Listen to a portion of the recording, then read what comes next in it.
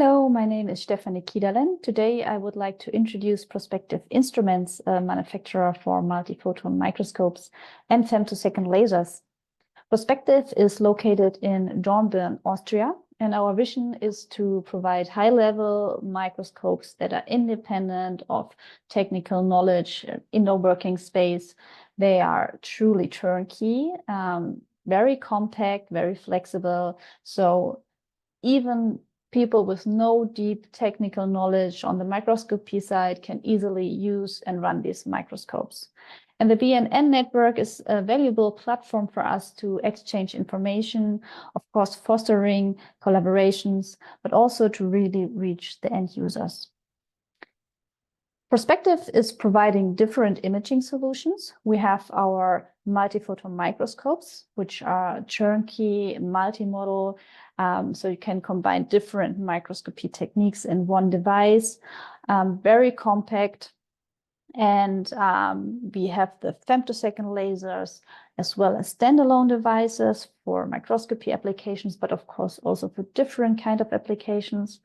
We are working on a histopathology device, which uses intrinsic information of unprocessed tissue like a biopsy or resection to create a virtual AI-powered H&E staining for faster diagnosis.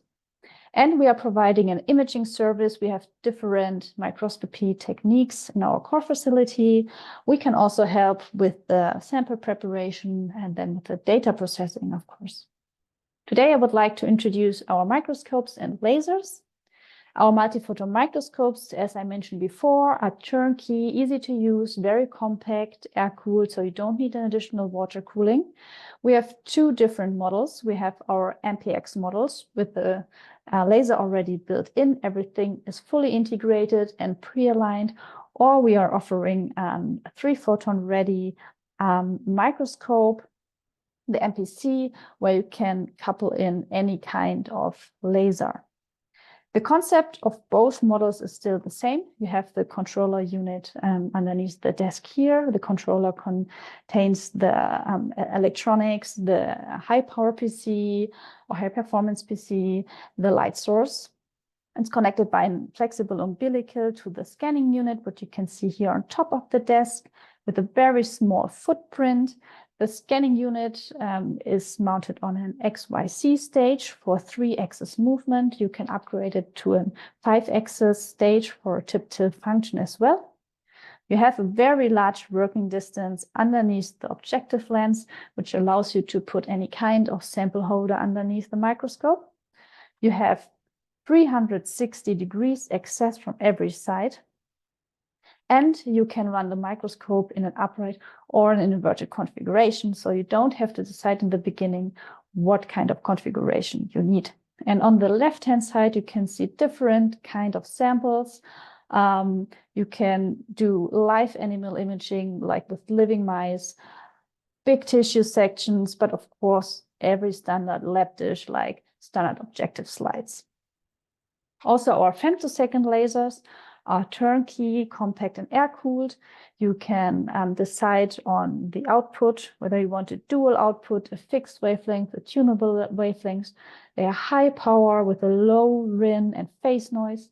You can use the femtosecond lasers for microscopy techniques, like for 2-photon, higher harmonics, film cars, and so on. But of course, also a broad range of other applications.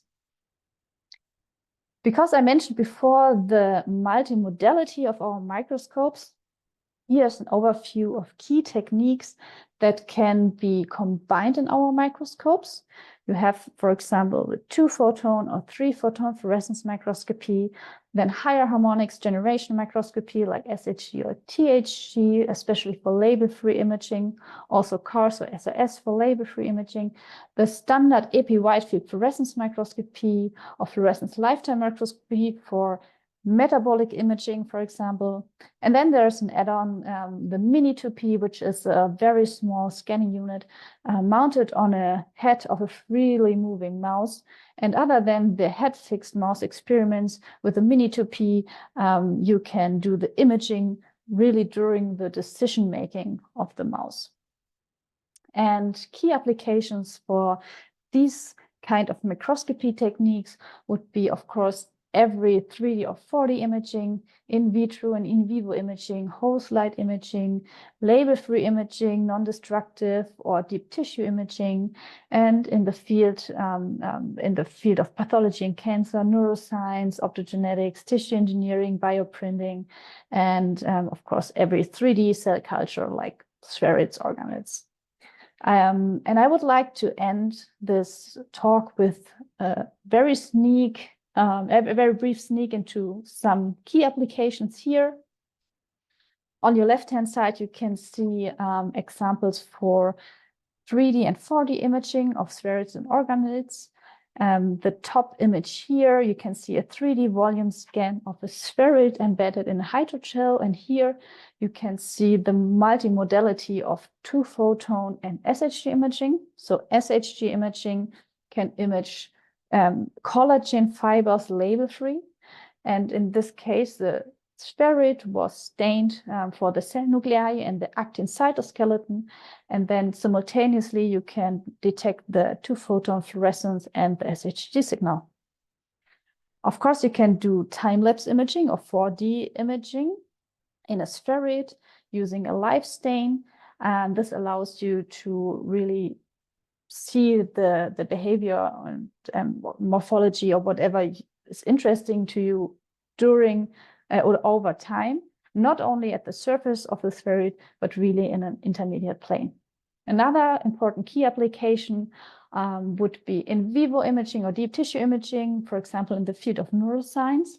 One classical example here is GCamp imaging to detect neuron activity by the calcium influx. So you can see the calcium here labeled in green and the neurons firing. And Prospective is also offering a very fast resonance scanning unit for fast dynamic processes. Like in this video here, you can see the erythrocytes running through the brain capillaries in a mouse head. An important key application, of course, is also label-free imaging, especially in the field of pathology and cancer. Here's an example which we called wide field guided multiphoton imaging. In this case, we combined the standard epi-wide field fluorescence with 2-photon and SHG microscopy. And what we do here is a very fast overview scan of, in this case, a human melanoma FFPE tissue section. And then we decide on different region of interests, and especially the SHG signal originating from the collagen in the extracellular matrix can tell you a story about the microenvironment of the tumor. And you can clearly see differences between the healthy tissue here and then the lesion here. And SHG imaging can also be used for example, to detect injured muscles or tendon. Here you can see an example of a tissue section of a mouse muscle, and you can see the muscle tissue here, and a tendon is running right through the muscle. And this is imaged completely label-free with SHG imaging. With this, I would like to end my talk. I hope you have a nice overview of Prospective Instruments, and we are always open for collaborations, so please don't hesitate to contact us. Thank you very much.